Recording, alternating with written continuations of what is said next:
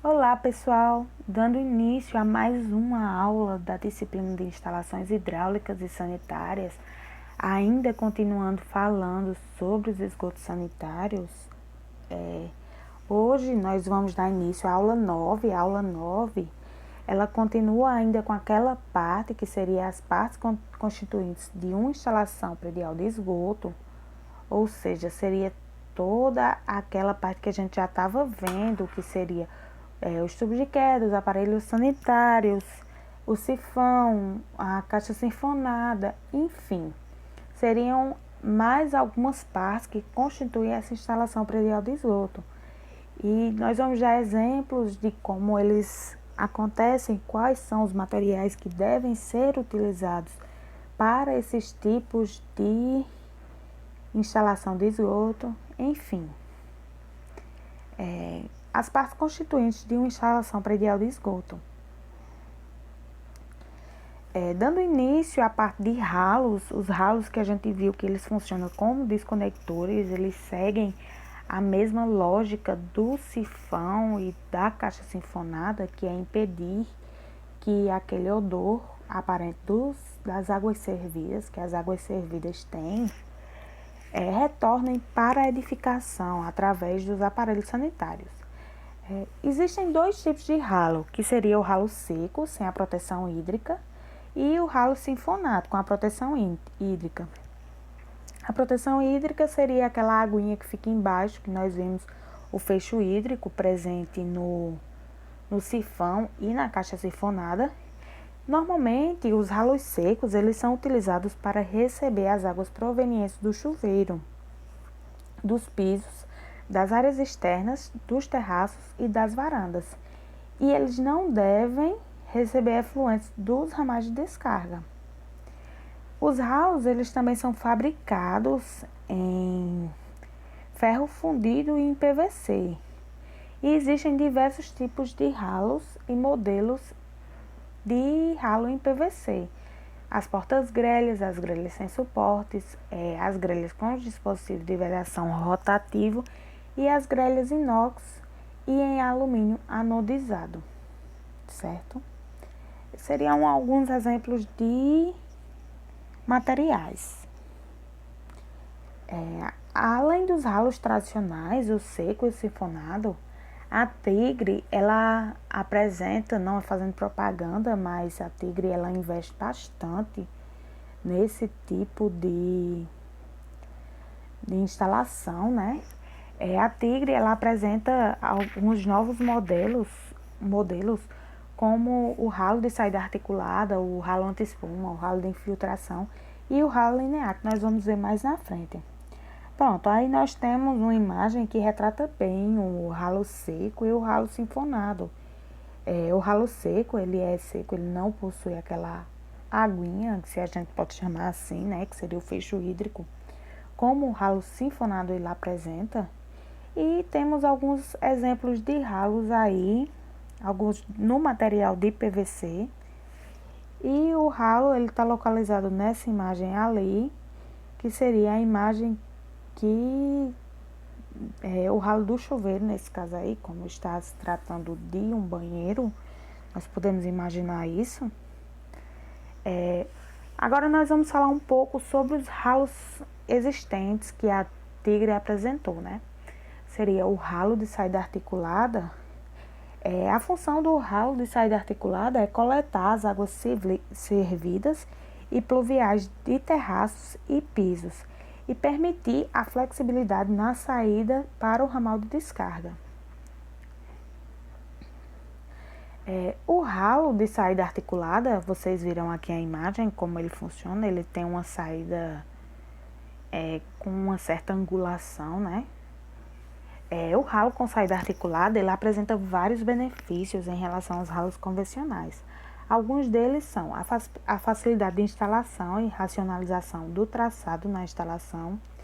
Ela permite que a instalação de prolongamentos do diâmetro nominal de 100 milímetros e a instalação da anti-infiltração e anti-espuma, que seriam os outros ralos. E ele impede o entupimento do sistema de esgoto e possui uma maior vazão de operação, ou seja, ele tem um melhor desempenho hidráulico em comparação ao ralo seco e ao ralo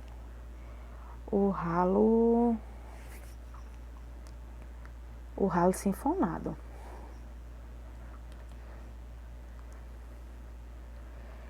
Falando ainda um pouco, nós temos também o ralo anti-espuma. Ele é um dispositivo que bloqueia o retorno do ralo ou da caixa sinfonada, permitindo a captação de água no local onde está instalado. Esse bloqueio ele acontece porque quando a espuma ela começa a ser escoada pela tubulação de entrada das caixas e dos ralos, ela tenta passar pela grelha e a borracha interna do ralo anti-espuma dobra e impede a sua passagem. Além de evitar o refluxo da espuma, ou seja, que essa espuma retorne ao o chão do banheiro, por exemplo, ele evita a contaminação do ambiente por insetos e é o único compatível com todas as caixas sinfonadas do mercado. Elas estão disponíveis em 2 diâmetros, que seria o diâmetro de 100 e de 150 milímetros. Os principais benefícios desse ralo anti-espuma são a vedação eficiente e durável, garantida pelo anel de vedação em borracha nítrica, o acabamento com o inconveniente retorno da espuma, ou seja, ela acaba com aquele retorno de espuma que termina sendo uma coisa bem chata. Ela pode ser aplicada em ralos e em caixas sinfonadas instaladas nas áreas de serviços ou até em banheiros. Ela é fácil de limpar e fácil de instalar e ela coleta a água do piso enquanto bloqueia a espuma.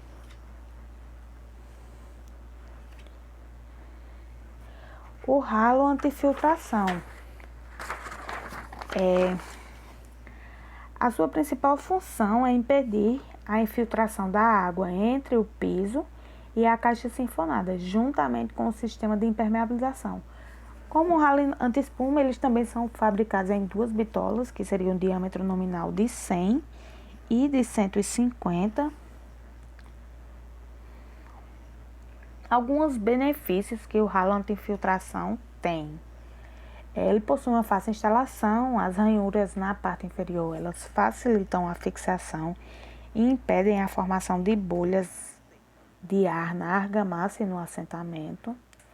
Ela é compatível com todos os sistemas de impermeabilização do mercado e elas possuem limitadores e área recartilhada para fixação na manta, impedindo sua má instalação.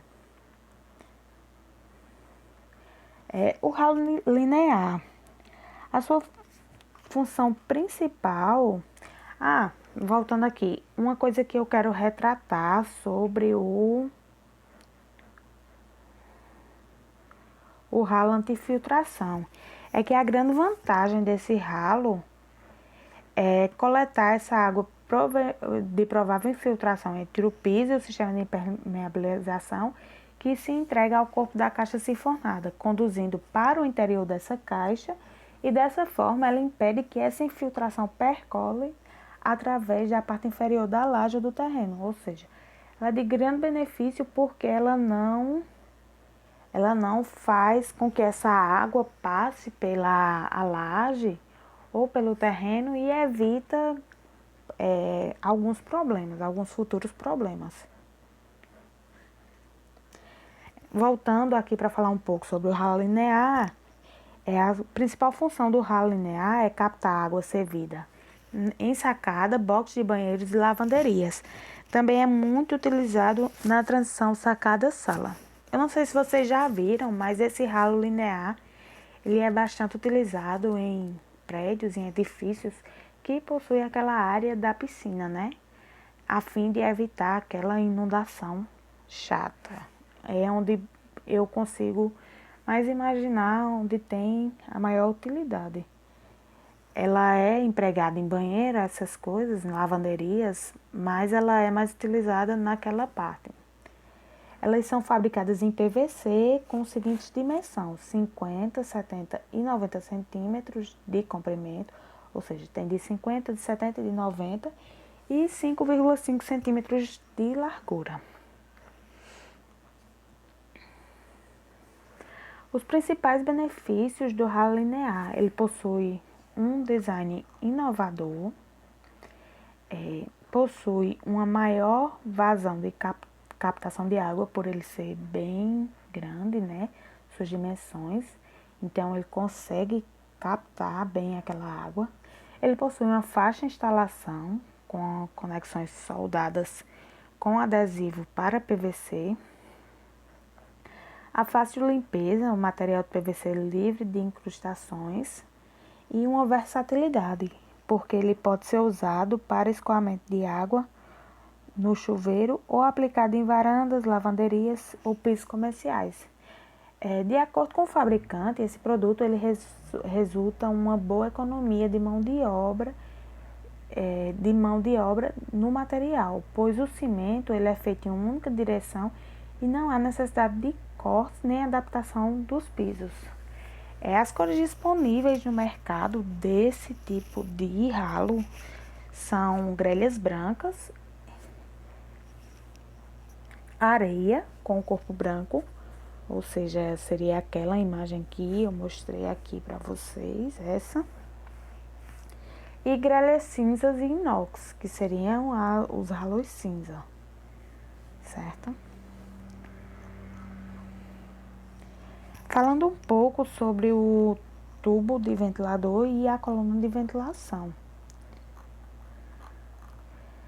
O tubo de ventilador é aquele destinado a possibilitar o escoamento de ar na atmosfera para o interior das instalações de esgoto e vice-versa, com a finalidade de protegê-las contra as possíveis rupturas do fecho hídrico dos desconectores. Quando desenvolvido por um ou mais pavimentos, esse tubo ele se denomina coluna de ventilação. E sua extremidade superior, nesse caso, deve ser aberta à atmosfera para ultrapassar o telhado ou a laje de cobertura, pelo menos 30 centímetros. Ou seja, essa coluna de ventilação ela deve sobrepor a laje mais ou menos no estilo de uma chaminé. Ela deve passar para que tenha contato com a atmosfera. Para impedir a entrada de folhas e água da chuva, outros tipos de obstrução, a coluna de ventilação da Tigre, né, ela oferece terminais de ventilação, que são fabricados nos diâmetros de 50, 75 e 100 milímetros. Esses dispositivos, eles dispersam a colocação de cotovelos nas telhas de proteção e nas extremidades da coluna de ventilação. Pronto, o que é mais importante vocês saberem disso é que o tubo ventilador, ele é aquele responsável porque possibilita o escoamento de ar na atmosfera para o interior das instalações de esgoto, e a coluna de ventilação é aplicada quando há mais de um pavimento. De acordo com a norma 8160, essa extremidade ela deve ser aberta em um tubo de ventilador ou de uma coluna de ventilação, ambos, um ou outro. E elas devem situar-se numa altura mínima ou igual a 2 metros acima do terraço, no caso da laje utilizada para outros fins de cobertura. Com relação ao projeto arquitetônico, ela não deve estar situada a ao menos 4 metros de qualquer janela, porta ou vão de ventilação, salvo se elevada pelo menos 1 metro das vergas dos respectivos vãos. O tubo ventilador e a coluna de ventilação, eles devem ser sempre verticais e, sempre que possíveis, instalados em uma única prumada. E eles devem ter diâmetros uniformes, sendo que em resistências térreas, normalmente, adota-se um diâmetro de 50 milímetros e em edifícios com mais de pavimentos de pelo menos 75 milímetros.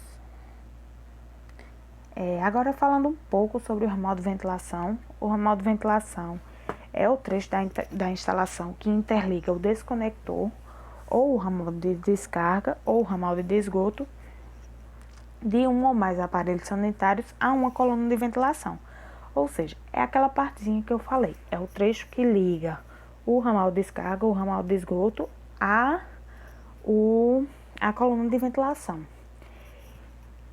Ou ao ventilador, o tubo ventilador primário, né? O tubo ventilador primário é em edifícios de apenas um pavimento, ou seja, apenas o térreo, e a coluna de ventilação quando há mais de um pavimento. A ligação do ramal de ventilação a uma coluna de ventilação, o tubo ventilador primário, ela deve ser feita de modo a impedir o acesso do esgoto sanitário ao interior dele.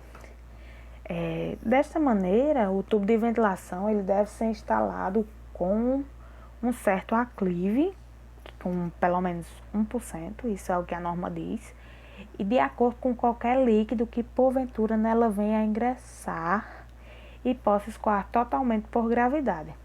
Ou seja, por que existe esse aclive? É para que qualquer líquido que venha a ocorrer nesse ramal de ventilação, ele consiga escoar e voltar para o ramal de esgoto, o ramal de descarga, aonde ele esteja ligado. O ramal de ventilação, ele deve ser ligado a uma coluna de ventilação com 15 centímetros ou acima do nível, transbordando da água ou mais aparelhos sanitários, excluindo-se os que despejam em ralos ou caixas sinfonadas de pia. Ou seja, o ramal de ventilação ele deve ser ligado a essa coluna de ventilação com 15 centímetros, com o nível acima do transbordamento de água, excluindo aquele que joga diretamente em ralos ou caixas sinfonadas de piso.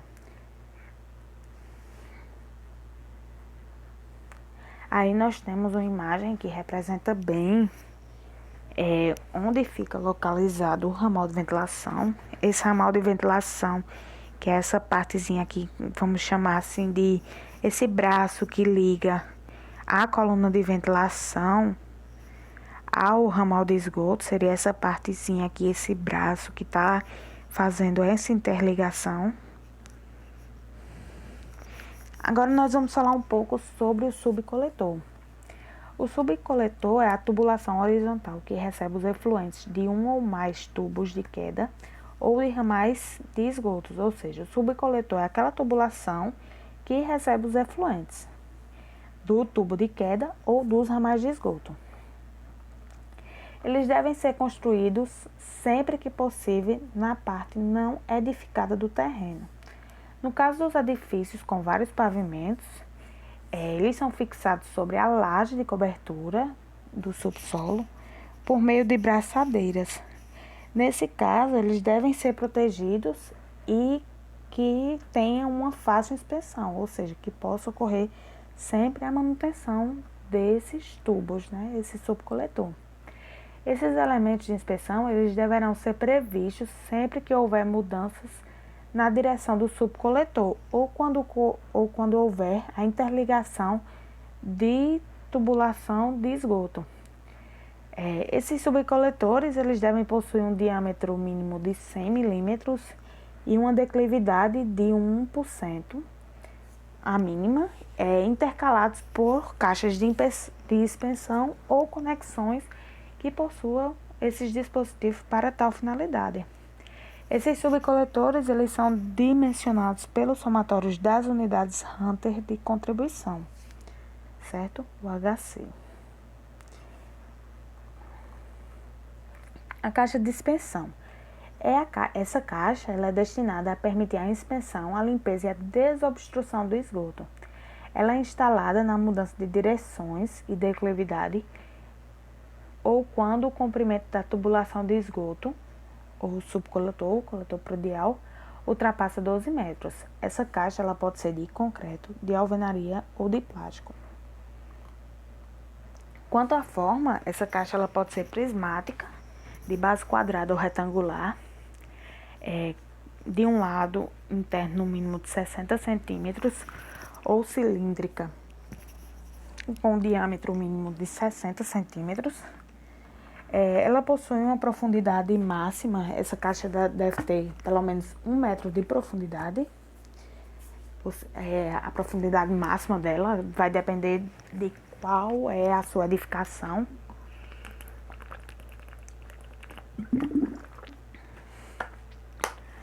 A tampa deve ficar sempre visível e nivelada ao piso e ter essa vedação perfeita, impedindo a saída de gases e insetos no seu interior. Em lugares como garagem, essa caixa deve ser localizada de forma que não seja afetada pelo veículo, né? Pelo peso dos veículos, porque a gente sabe que o sobrepeso pode vir a danificar toda essa tubulação. E no caso de prédios com vários pavimentos, essas caixas de inspeção elas não devem ser instaladas a menos de 2 metros de distância dos tubos de queda, que contribui para elas. Os tubos de queda, quando existe mais de um pavimento, né? Então elas devem estar posicionadas a pelo menos 2 metros de distância desse tubo, não mais que isso. Aí nós temos o exemplo de uma caixa de inspeção de plástico, no caso de PVC, e uma caixa de inspeção de concreto. Uma cilíndrica, como vocês podem ver, e uma prismática. A caixa de gordura é a caixa destinada a reter em sua parte superior as gorduras graxas e os óleos contidos nos esgotos, formando camadas que devem ser removidas periodicamente, evitando dessa maneira que os componentes escorram livremente pela rede de esgoto e gerem obstrução. Nas instalações residenciais, ela é utilizada para receber os esgotos que contêm resíduos gordurosos provenientes de pias de copa e cozinha. A sua utilização ela é exigida em alguns códigos sanitários estaduais ou municipais.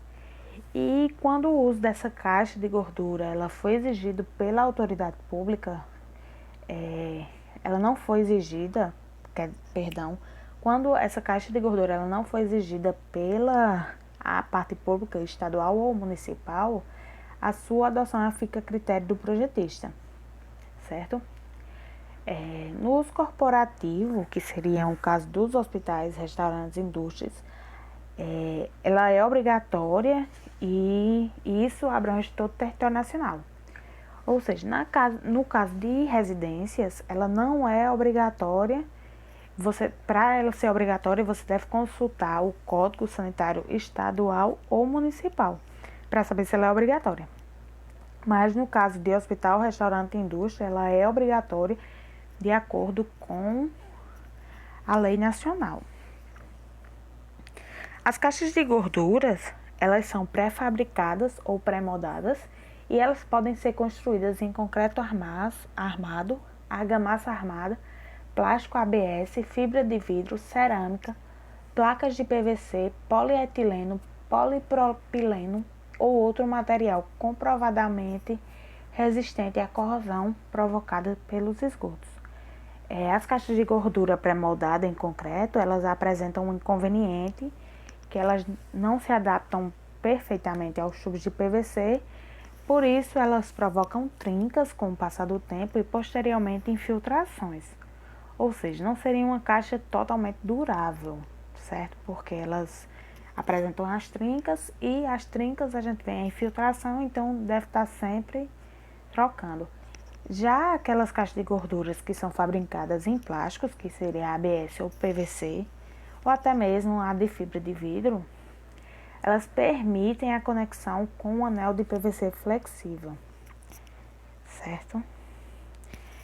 De acordo com a norma regulamentadora 8160, para a coleta de apenas uma cozinha, pode ser usada uma caixa de gordura pequena, que seria a CGP, ou uma caixa de gordura simples, que seria a CGS. A CGP ela é cilíndrica, como a gente pode ver, a CGP ela é cilíndrica, possui um diâmetro interno de 30 centímetros, a parte submersa seria de 20 centímetros, uma capacidade de 18 milímetros e o diâmetro nominal da tubulação de saída de 75 centímetros. Já a CGS, que seria a caixa de gordura simples, ela é cilíndrica. O seu diâmetro seria de pelo menos 40 centímetros, a parte submersa de 20 litros, de 20 centímetros, perdão, a capacidade de 31 litros e o diâmetro nominal da tubulação de saída corresponde a 75 centímetros. Entre a CGP e a CGS, a principal diferença é o diâmetro interno. Uma é de 30 centímetros e outra de 40 centímetros. E com isso, esse diâmetro de uma sendo maior, a capacidade torna-se maior. Ou seja, a CGP ela tem uma capacidade de 18 litros, enquanto a CGS ela possui uma capacidade de 31 litros. Isso tudo, a escolha desse tipo de caixa de gordura vai depender da sua edificação. Se for uma edificação que é maior, que abrange a muitas famílias, é claro que você vai instalar uma CGS, porque ela possui uma maior capacidade. Mas se for uma casa residencial que possua 2 quartos, vai morar apenas uma família.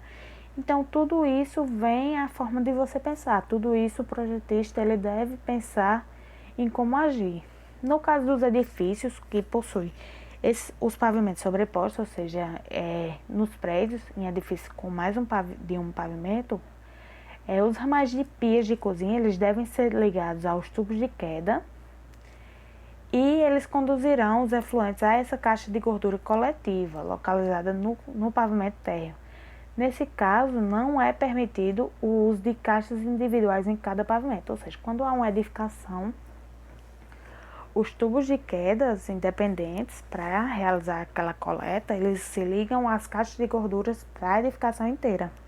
No caso de um edifício com 5 andares, 6 andares, existe apenas uma caixa de gordura. E é isso, pessoal. Muito obrigada pela atenção. A frase que eu deixo hoje é que é necessário ter um caos dentro de si para gerar uma estrela. Muito obrigada e até a próxima aula.